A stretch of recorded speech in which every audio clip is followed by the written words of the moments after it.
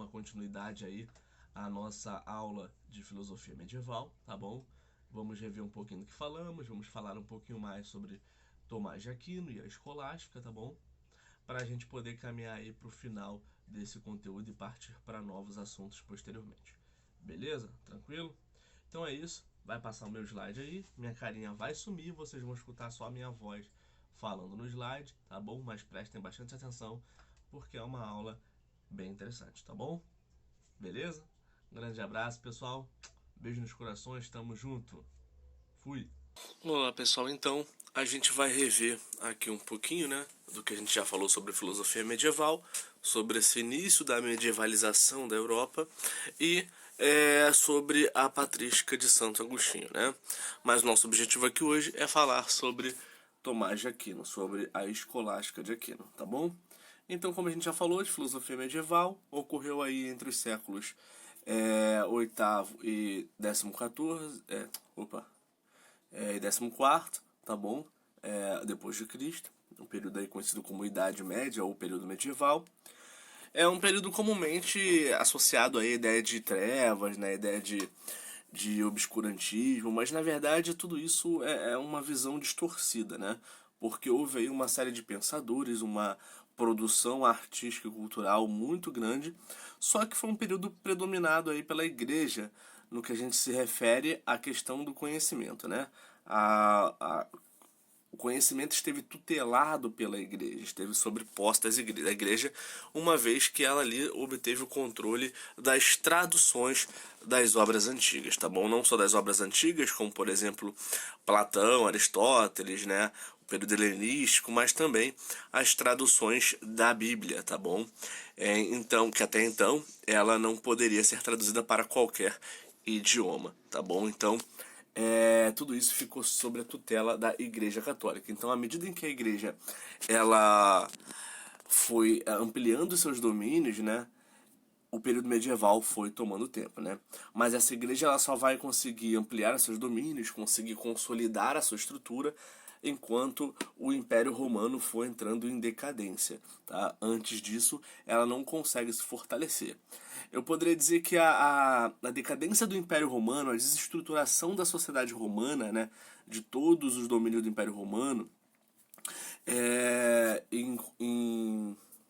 em conjunto aí com a assimilação das culturas, dos elementos culturais das sociedades germânicas, tudo isso junto foi abrindo espaço para a consolidação da Igreja Católica, para a consolidação do cristianismo, tá bom?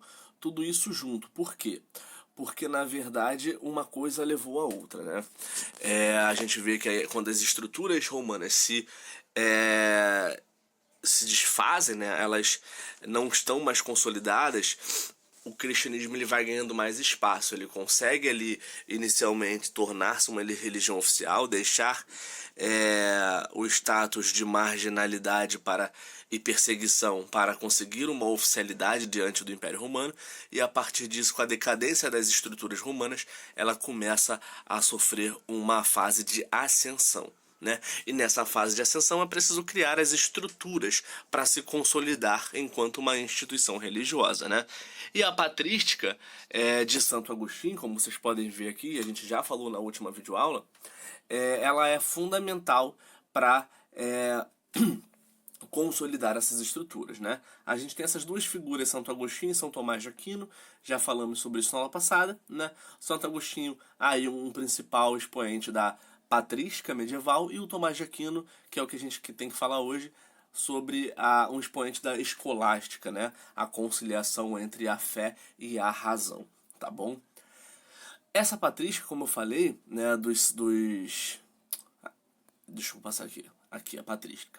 Essa patrística, como eu falei, dos primeiros momentos da igreja durante a Idade Média, né, ela vai ser fundamental para consolidar a fé cristã, criar basicamente o alicerce dessa instituição, tá bom? Criando aí muitas das tradições que existem até hoje na Igreja Católica, muitos dos relatos, né?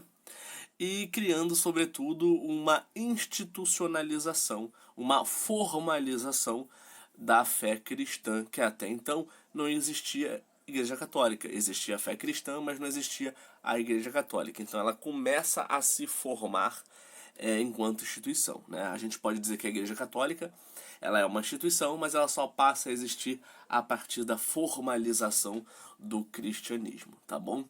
Isso é fundamental para vocês entenderem, pessoal. Aqui, como eu falava para vocês, olha aí, ó, os dois filósofos, Agostinho e Tomás de Aquino, eles afirmam que Deus é eterno, transcende, é Senhor da bondade, da sabedoria, né? E criou tudo que a gente conhece, né? Eles afirmam basicamente a existência, a noção de Deus que a gente tem, né? Tudo isso aí é afirmado por esses dois filósofos, né? O Santo Agostinho, por sua vez, ele tenta ali formar as bases do cristianismo, consolidar o pensamento cristão, então ele vai ser responsável pela apropriação, em grande parte ele vai ser o responsável, mas não apenas ele, tá? Mas ele vai ser um dos responsáveis pela apropriação de elementos da cultura greco-romana, né? Da cultura religiosa greco-romana, para formação do pensamento cristão, para a formação da hegemonia cristã sobre a religião, sobre o mundo, sobre pensar o mundo, sobre a criação dos seres, tá bom?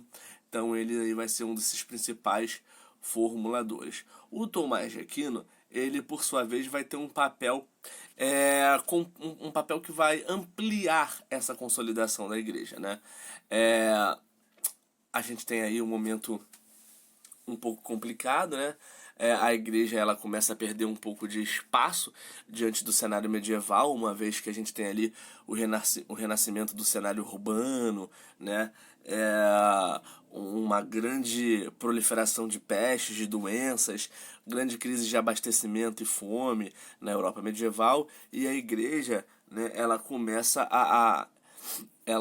nesse cenário ela começa a perder um pouco ali da sua credibilidade de certa forma, né?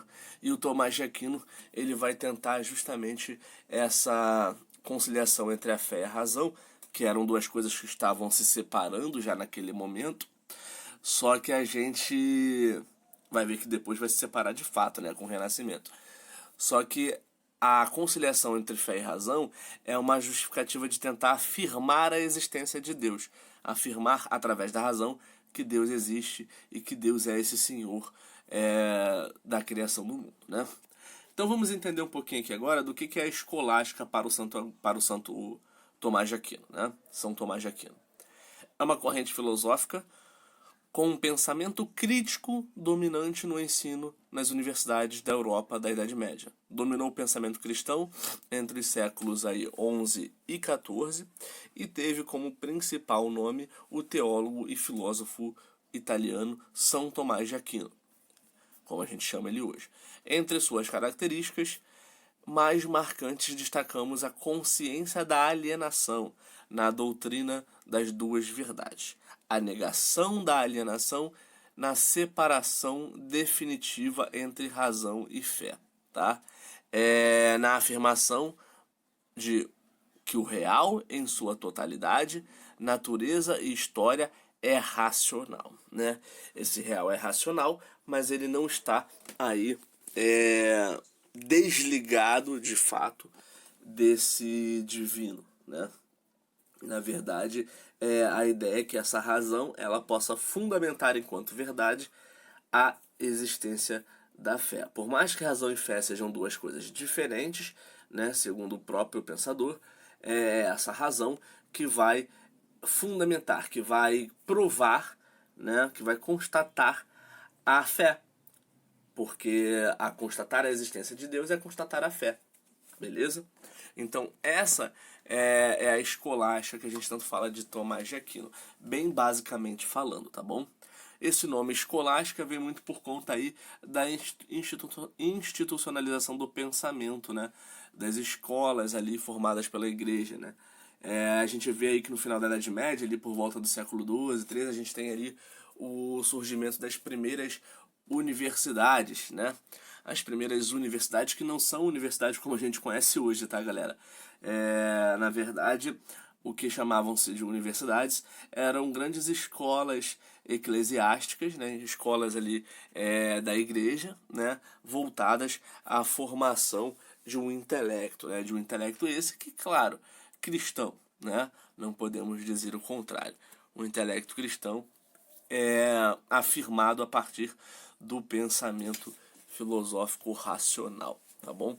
Então, escolástica vem desse sentido aí, nesse termo ligado a essas universidades, a essas escolas do pensamento, tá bom?